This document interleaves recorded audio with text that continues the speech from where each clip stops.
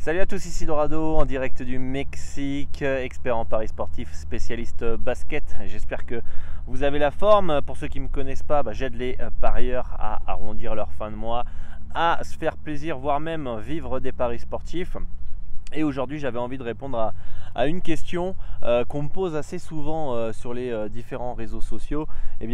Comment tu fais, Dorado, pour détecter une value? Comment tu sais qu'un bet est un bon bet? Comment tu sais qu'il y a une opportunité? Je vais essayer de voir ça avec vous dans cette nouvelle vidéo où il y a plusieurs facteurs déjà. Dans un premier temps, il faut se jouer au jeu de la cotation, il faut s'entraîner, il faut connaître le sport, suivre les différentes rencontres. À un moment donné, vous allez voir qu'il y a des choses qui sont pas forcément cohérentes. Vous allez avoir des favoris surcotés, vous allez avoir des outsiders sous-cotés, etc., etc. Et tout ça, c'est le jeu de l'expérience, le jeu de la cotation que vous allez faire au quotidien, où au début ça va peut-être être un petit peu difficile, et petit à petit, avec l'expérience, vous serez de plus en plus précis dans vos cotations. D'ailleurs, si vous voulez savoir comment je détermine un handicap, comment j'analyse un match en NBA notamment, j'en parle dans la formation qui est totalement gratuite. Le lien est dans la description, où vous avez juste à laisser votre email, la formation NBA, où je vous donne mes outils, mes informations, comment j'analyse, etc. Vous allez recevoir un mail par jour pendant 15 jours à peu près, et ça peut que vous aider. Donc comme ça, vous aurez une idée un petit peu comment je travaille. Donc dans un premier temps, c'est jouer au jeu de la cotation. Évidemment, si vous débutez dans les paris sportifs, vous allez avoir de la difficulté à coter correctement. Ensuite, le truc, c'est que il faut surveiller un petit peu la closing odds, surveiller un petit peu le marché.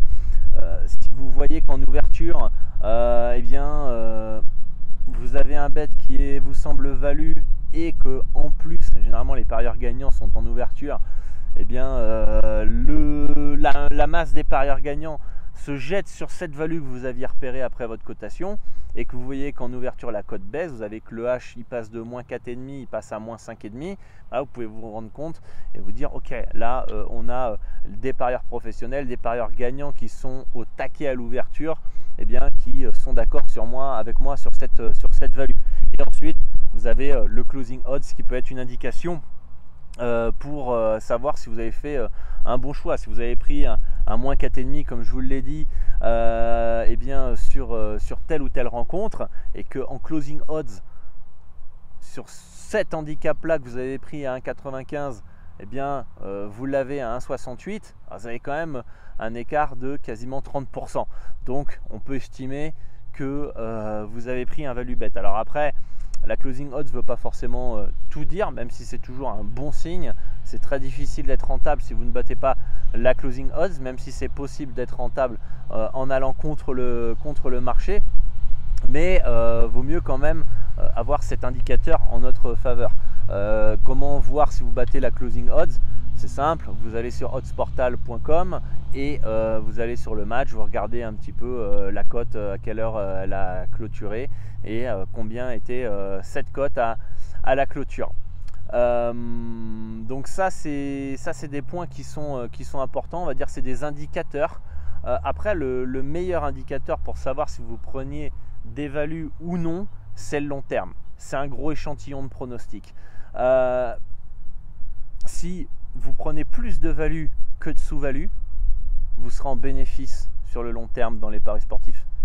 Si vous prenez plus de sous-value que de value, vous allez terminer en négatif. C'est mathématique, c'est simple, il n'y a pas non plus à se prendre la tête 50 ans. D'accord? Donc finalement, quand vous prenez un bet, vous battez la closing odds, c'est un bon indicateur, mais on ne sait pas forcément sur le court terme. Vous pouvez très bien perdre ce pronostic là. Ça ne veut pas dire que vous avez battu la closing, que vous avez bien anticipé le marché, que vous allez forcément gagner ce pronostic. Et autant c'était une erreur, et même si vous avez battu la closing et vous avez battu le marché, vous avez peut-être fait une erreur, etc. Ça sera seulement après un grand échantillon de pronostics que vous allez savoir si la plupart du temps vous prenez des value bets.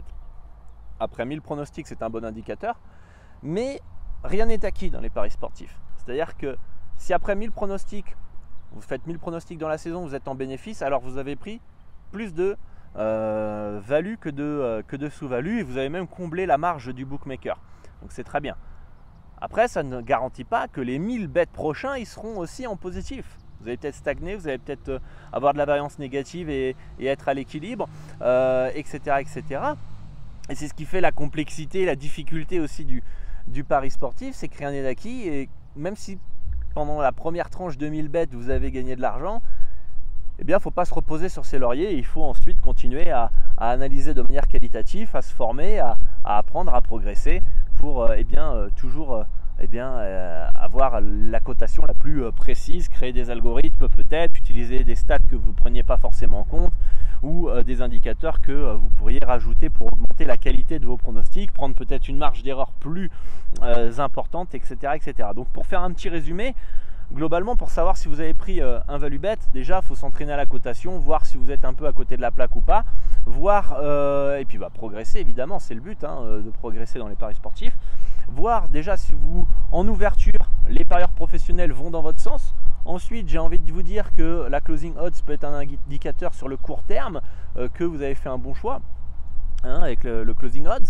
Et puis ensuite, c'est avoir le maximum d'échantillons possible pour voir si votre stratégie est viable sur le long terme. Donc voilà un petit peu comment on peut savoir si un pronostic est value et je pense que l'expérience joue un gros rôle.